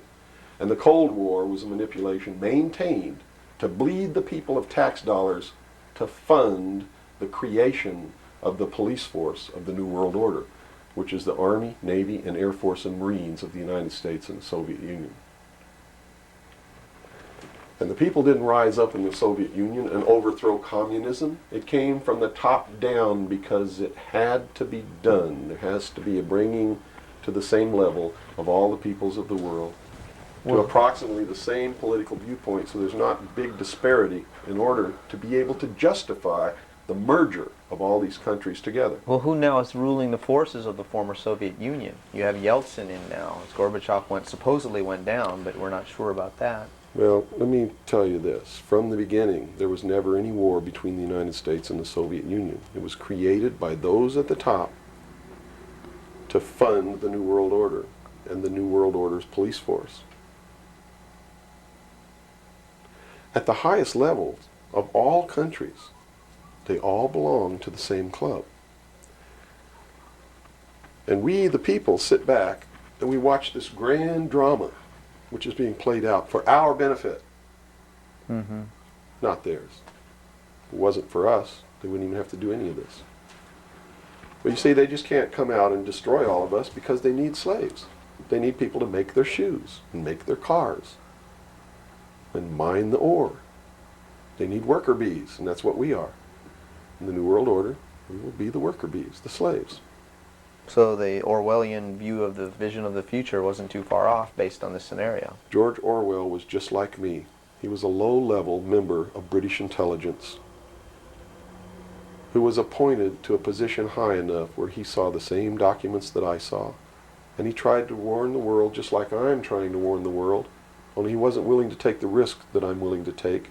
So he wrote it in a book called 1984 and spelled out exactly what's coming as a warning to the people of the world, as a work of fiction.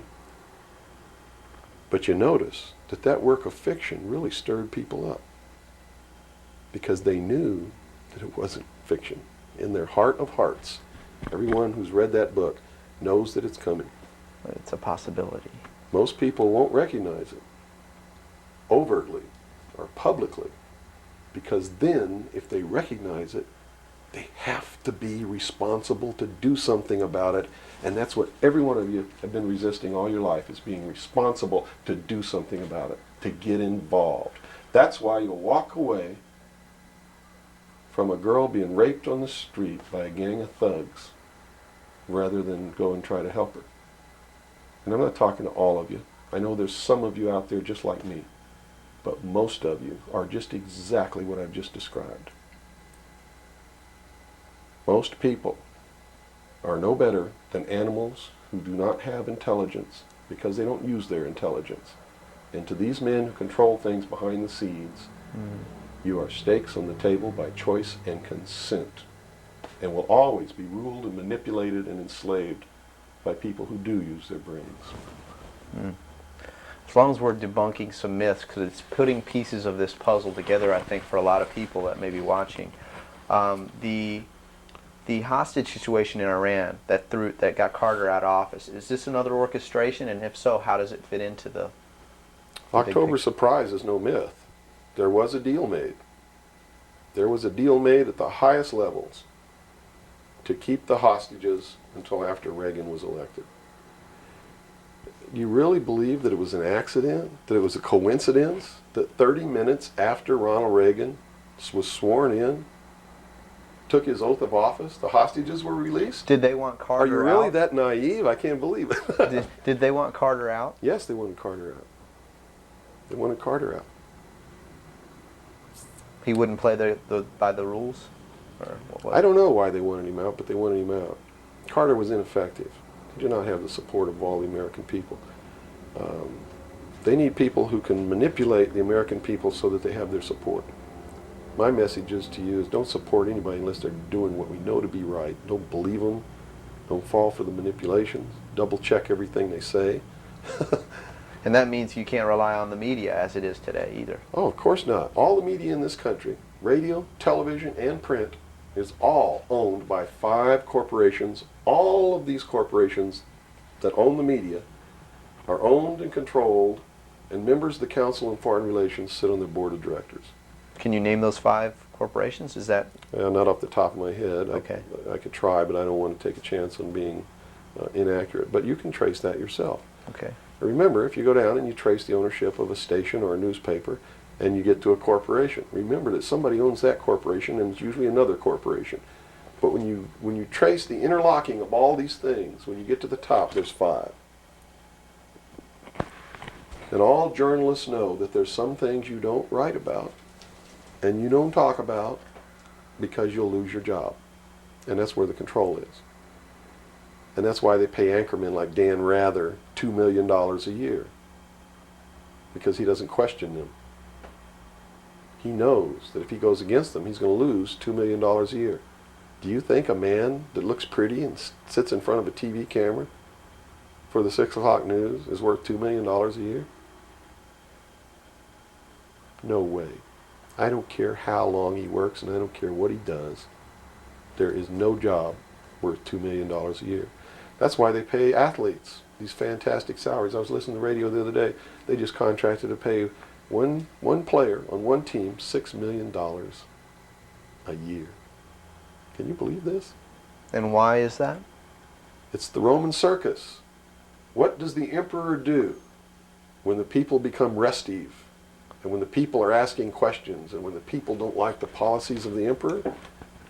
He sends them to the circus. He creates a circus. He builds a giant coliseum. And he begins to throw the Christians to the lions. And he has great chariot races and football games and basketball games, all to keep the idiots preoccupied with things that don't mean anything in the scheme of the entire world, so that they don't have the time to learn what the truth is, so they don't ever get smart enough to learn how they're being manipulated, so they don't ever question the emperor. That's why they pay a player on a football team or a baseball team $1 million or $2 million or $3 million a year. It is the Roman circus. I know men who don't know anything in the world except who plays third base for the Mets. And they think that's a great accomplishment. And they meet and pat each other on the back and bond and go have cocktails and talk about what this guy that plays third base for the Mets did in last night's game. It's sad. It's really sad. Is there any room in a kind of society where these manipulations are not taking place for this type of entertainment, or any type of entertainment at all? If people understand that a game is a game, if people understand that nobody, no matter what they do, is worth paying $2 or $3 million a year for, people should be able to get rich if they want to, by the sweat of their individual labor. Okay? By going out and doing something for the world. Not by taking people's minds away from the emperor. It's a game. Football's a game. Football's a game. But let me tell you something. When 150 of the most powerful men and women in the world can meet in secret in Baden-Baden, Germany, and plot the fate of billions, and nobody even cares about it, but 6 football players go to lunch together, and it's in the headlines across the country, you have a reflection of the society in which that exists. And it is a sick society that is doomed to self-destruction. So based on that scenario, there's some truth into what these men are looking at. Absolutely, and that's what makes me so sick, is that I'm trying to wake up a people who on a daily basis are proving the ones that I'm warning them about to be right. Well, so that even though a minority, there are people out there that you recognize are awake to this, if they don't do something about it, they will lose that ability to be free in that way. That's correct. Whether they might think, well, I don't need to worry about it because I know what I know and I'm fine. That's It doesn't right. work that way. There's a Yes. connection here to everything. That is correct. That is absolutely correct.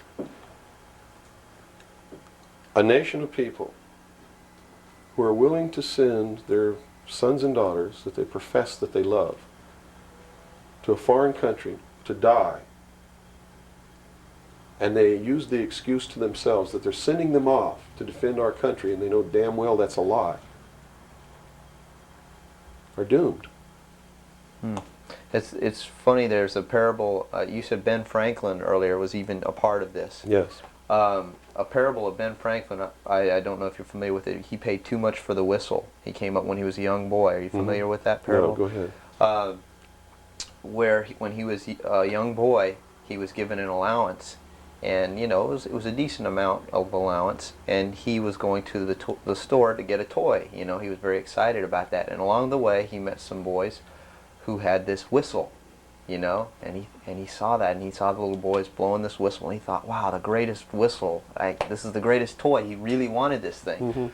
So without asking, he gave all his money away, you know, to these boys for this whistle. And he went home, and sure enough, he got very bored with it, and he had no more money to buy something that was really, you know, worthwhile to him. Sure. And so from that point on, he had a saying that said, you know, don't pay too much for the whistle. And I think somehow that relates here. He's also the one, when the Constitutional Convention was finished, when they wrote the Constitution and signed it, when it had been signed, he walked out the doors. Someone outside, I forget who it was, I believe it was a reporter for one of the newspapers in the 13 colonies, asked him, he said, "What have you wrought, Ben?" Ben looked at him and he said, "A republic, if you can keep it."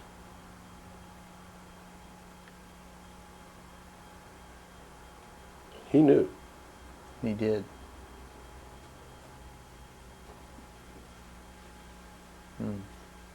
And that's a good place to end. Yeah, I think so. That's a great ending. Wow. Good job, guys.